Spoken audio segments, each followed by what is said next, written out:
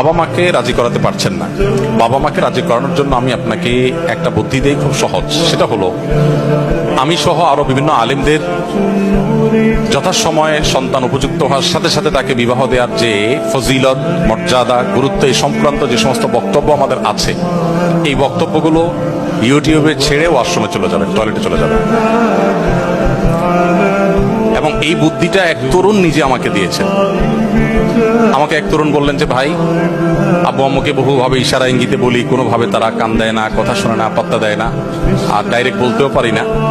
তো পরে এই বিষয়ে আপনার একটা বক্তব্যের লিঙ্ক পেয়েছি, ওইটা খুলে ফুল ভলিউম দিয়ে জাস্ট চালাই দিয়ে আমি চলে গেছি ওয়াশরুম।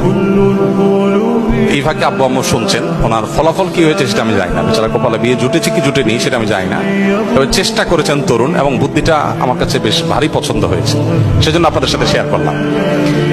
আর এর বাইরে ওই যে বললাম যে এক রেস্টুরেন্টে এক যুবক তার বাবাকে হাত ধরে আমার কাছে নিয়ে আসছে, এতটা ফ্রি যদি হন আর কোনো জায়গায় নিয়ে আসতে পারেন আমার অফিসে আফতাবনগরে, ইনশাল্লাহ আমি সময় দেবো, আল্লাহ চাই ইনশাল্লাহ।